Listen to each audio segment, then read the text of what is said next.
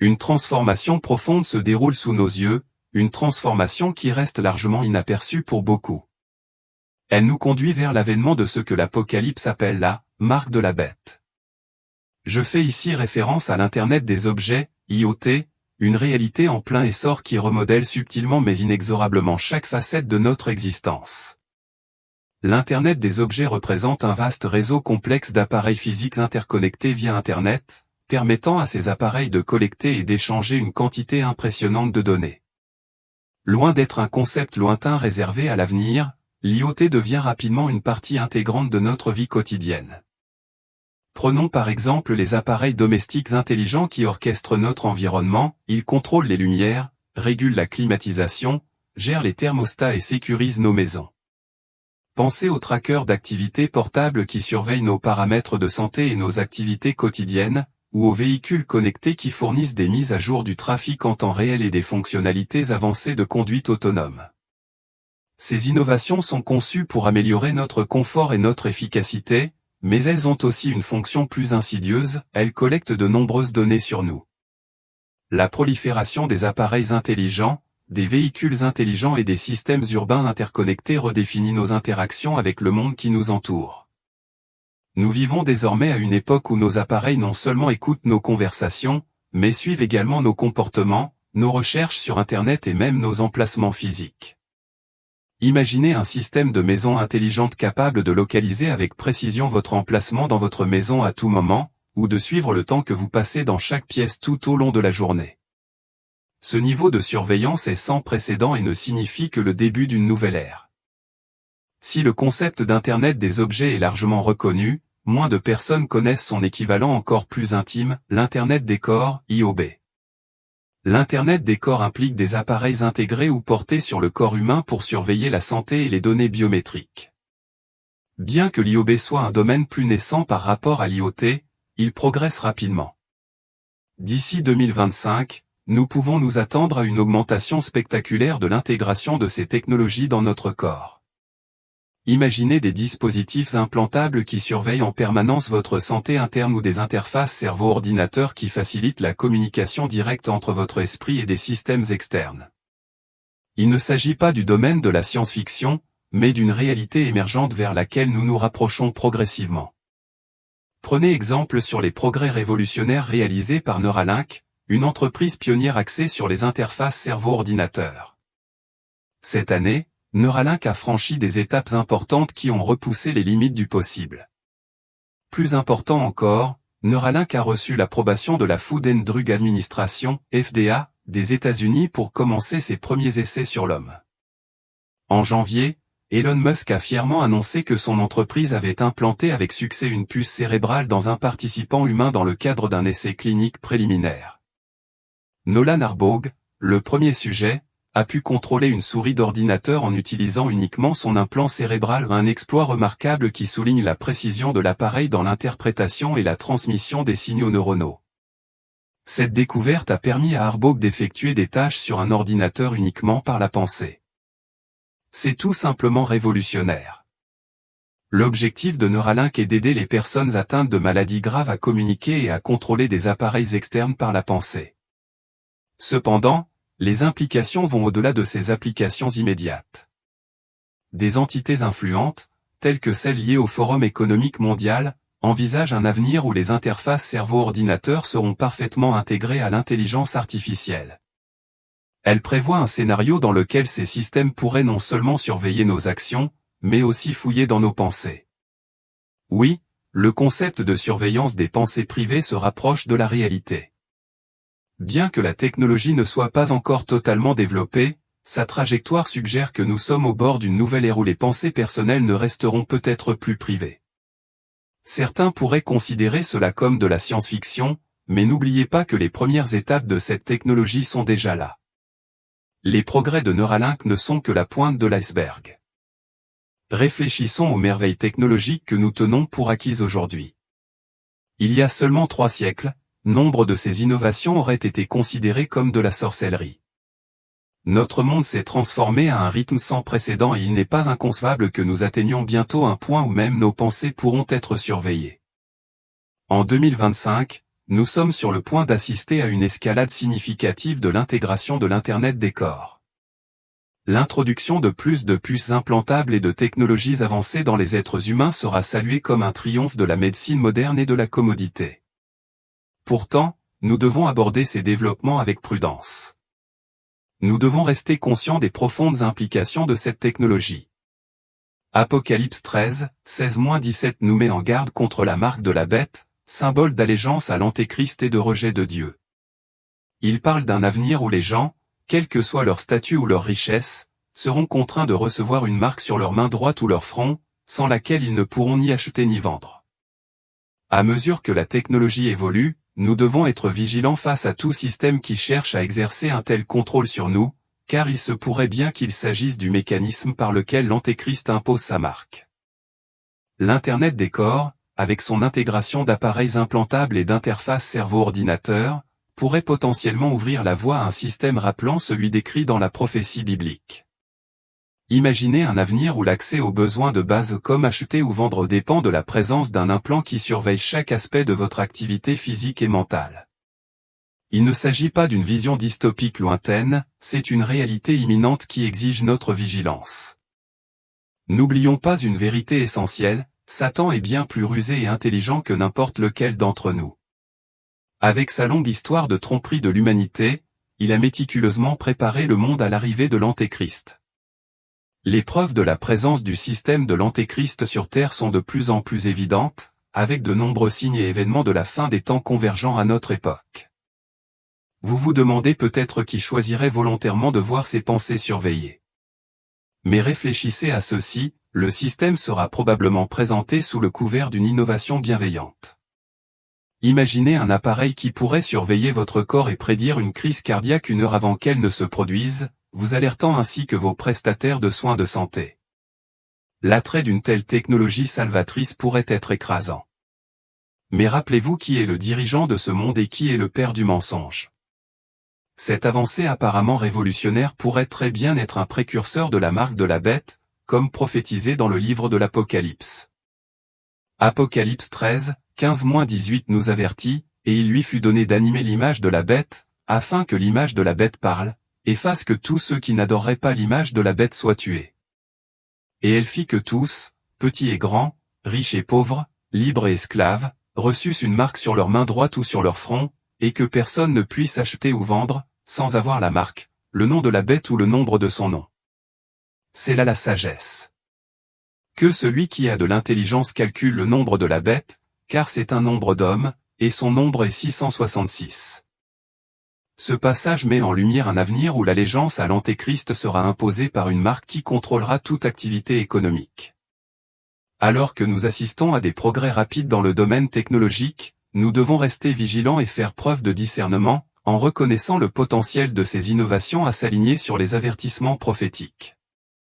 La révolution qui se déroule sous nos yeux pourrait bien nous rapprocher de l'accomplissement de ces anciennes prophéties. Dans Apocalypse 13h18, la Bible identifie explicitement le nombre 666 comme étant le nombre d'un homme.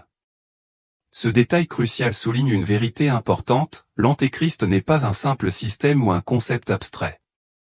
C'est un homme, une personne de chair et de sang. Les Écritures indiquent clairement que l'Antéchrist n'est pas un être angélique, un gouvernement, une institution, une organisation ou même une société secrète. Il n'est pas un esprit, une force, une idée, un concept théologique ou un mouvement. La parole de Dieu souligne que l'Antéchrist est clairement un homme, et qu'il sera un individu extraordinaire et redoutable. La Bible fait référence à cet homme comme la bête de la mer. Cette image vivante en dit long sur sa nature, son origine et son caractère.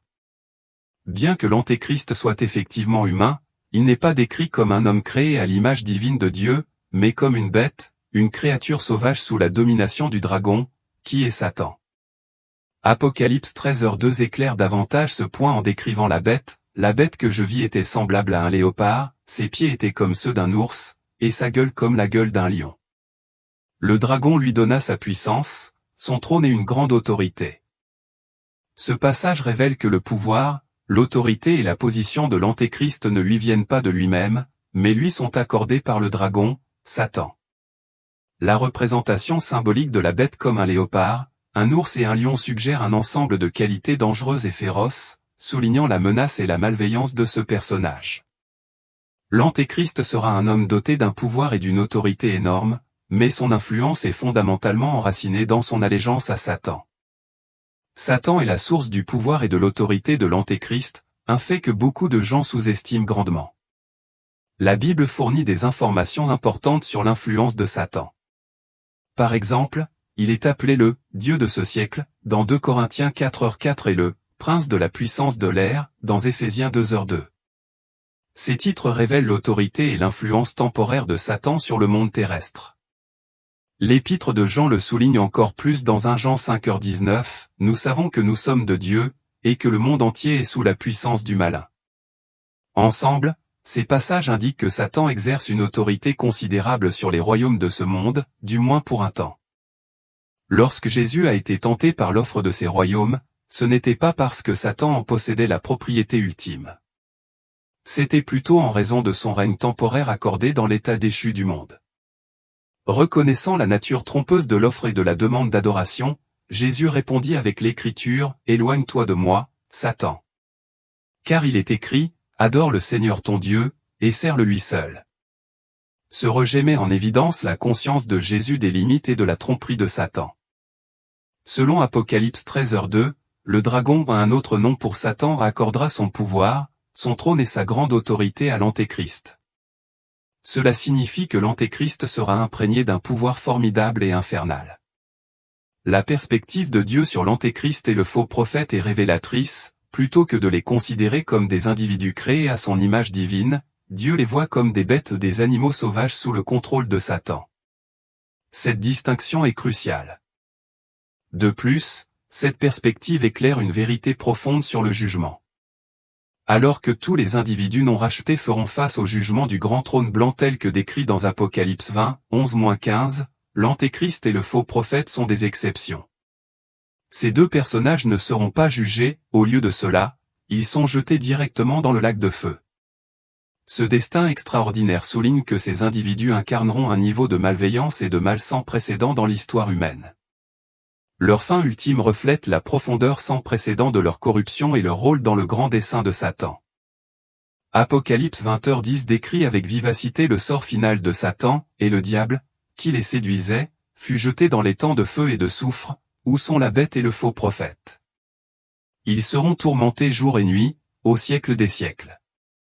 Ce verset révèle que l'Antéchrist sera une figure d'un mal sans précédent. Tout comme Jésus-Christ représente Dieu sous forme humaine, l'Antéchrist incarnera Satan dans un corps humain, et son nombre sera 666. Ce nombre est profondément symbolique et a une signification profonde. Il est essentiel de rester prudent et d'éviter toute association avec lui, car il représente l'essence du mal. Dans la culture populaire, le nombre 666 est souvent banalisé ou utilisé de manière provocatrice par les groupes de rock et les médias. Cependant, ce n'est pas un nombre à prendre à la légère. Je me souviens qu'il y a quelques décennies, j'ai reçu un numéro de téléphone portable qui contenait 666. Me sentant mal à l'aise, j'ai rapidement demandé à mon opérateur de changer de numéro. En tant que pasteur, imaginez devoir donner un numéro qui mettrait en évidence le chiffre 666, cela ne transmettrait certainement pas un message positif. Le nombre 666 est intrinsèquement lié à la bête, et il est sage de l'éviter complètement. Les technologies et innovations modernes peuvent souvent servir de chevaux de Troie, tout comme ceux de la mythologie grecque. Dans ce conte antique, les Grecs utilisaient un énorme cheval de bois pour entrer dans la ville de Troie. Ils cachaient des soldats dans la structure creuse et le présentaient comme un cadeau apparemment inoffensif. Les Troyens, croyant qu'il s'agissait d'un signe de victoire, introduisirent le cheval dans leur ville fortifiée. Sous le couvert de la nuit, les soldats grecs sortirent, ouvrirent les portes de la ville et l'armée grecque entra, entraînant la chute de Troie.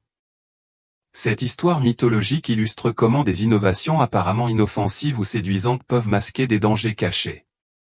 Le cheval de Troie était une tromperie astucieuse qui a eu des conséquences importantes pour Troie. De même, les technologies modernes et les avancées apparemment inoffensives peuvent receler des menaces sous-jacentes. il est essentiel de rester vigilant et de faire preuve de discernement, afin de ne pas adopter par inadvertance des outils ou des symboles associés au mal ou à la tromperie. L'histoire du cheval de Troie est devenue le symbole de toute tactique trompeuse permettant à un adversaire de s'infiltrer dans un lieu protégé ou sécurisé. Dans le paysage technologique actuel, un cheval de Troie désigne métaphoriquement toute technologie ou tout appareil qui semble inoffensif et bénéfique, mais qui abrite des capacités cachées conçues pour infliger des dommages ou obtenir un accès non autorisé. En cybersécurité, par exemple, un cheval de Troie est un type de logiciel malveillant déguisé en application ou en fichier légitime. Une fois installé, il peut accéder secrètement au système de l'utilisateur, voler des données sensibles ou causer diverses formes de dommages. Lorsque nous parlons d'innovations apparemment inoffensives qui peuvent être des chevaux de Troie, nous soulignons les risques associés à ces technologies. En apparence, elles peuvent promettre commodité, efficacité et amélioration de la qualité de vie. Pourtant, sous cette façade, elles peuvent permettre des niveaux de contrôle et de surveillance sans précédent. Ces technologies peuvent collecter de grandes quantités de données personnelles, surveiller nos actions et même influencer subtilement notre comportement, souvent sans que nous en ayons conscience. Une fois ce niveau d'intrusion établi, il devient extrêmement difficile de l'inverser ou de fermer la porte à un tel contrôle. Il est essentiel d'être conscient des signes et de comprendre le contexte dans lequel nous vivons. Les progrès technologiques se produisent à un rythme sans précédent, dépassant toute période précédente de l'histoire. Au début des années 1900, le monde a connu un tournant décisif ou une transformation radicale qui a modifié à jamais notre paysage technologique. Avant cette époque, le progrès technologique était régulier mais relativement progressif, comme une pente douce. Aujourd'hui, cependant, nous assistons à une accélération exponentielle du développement technologique qui remodèle pratiquement toutes les facettes de notre existence. Cette avancée rapide n'est pas seulement la continuation des tendances passées, mais représente un changement fondamental dans le rythme et la nature du progrès technologique. Elle remodèle les industries, modifie les normes sociétales et redéfinit notre vie quotidienne à un rythme étonnant. Alors que nous naviguons dans cette nouvelle réalité, il est essentiel de rester vigilant et de discerner, en reconnaissant les implications et les risques potentiels cachés des technologies que nous adoptons. Avant le XXe siècle, le progrès humain s'est déroulé à un rythme régulier et prévisible. Pendant des millénaires, les progrès dans les outils, les transports et les communications se sont produits progressivement. Des inventions comme la roue, l'imprimerie et la machine à vapeur ont marqué des étapes importantes, mais ces changements se sont produits lentement. La révolution industrielle a accéléré ces progrès, mais même cette accélération semble modeste par rapport à l'explosion technologique des XXe et XXIe siècles. Nous vivons aujourd'hui dans une époque qui incarne l'augmentation spectaculaire des connaissances prédites depuis quelques jours. La Bible prophétise une époque où « plusieurs courront çà et là », et la connaissance augmentera, Daniel 12h4. Cette prophétie se déroule devant nous avec une clarté étonnante. L'essor d'Internet, de l'intelligence artificielle, de la biotechnologie et de l'informatique quantique illustre la façon dont la connaissance se développe à un rythme sans précédent. À l'approche de l'année 2025, il est essentiel de rester vigilant et de faire preuve de discernement quant aux technologies que nous adoptons et aux systèmes que nous intégrons dans nos vies. Les avantages et les avantages de ces avancées peuvent facilement éclipser les risques potentiels qu'elles représentent. Alors que la technologie continue d'évoluer, nous devons être prudents et maintenir une foi inébranlable. La Bible nous avertit dans 1 Thessaloniciens 5, 2-4, « Vous savez vous-même que le jour du Seigneur viendra comme un voleur dans la nuit. Quand les hommes diront, paix et sécurité, alors une ruine soudaine les surprendra, comme les douleurs de l'enfantement surprennent la femme enceinte, et ils n'échapperont pas. Mais vous n'êtes pas dans les ténèbres, frères, pour que ce jour-là vous surprenne comme un voleur. » Nous devons rester attentifs aux signes des temps et nous garder de nous laisser aveugler par la nature apparemment bénigne de la technologie moderne. L'Internet des objets et l'Internet des corps transforment notre monde d'une manière qui pourrait très bien correspondre à l'accomplissement des prophéties bibliques. Alors que nous avançons vers 2025 et au-delà, nous devons faire preuve de discernement et de vigilance. La révolution technologique se produit maintenant, et notre préparation et notre fidélité seront mises à l'épreuve à mesure que ces changements se produiront.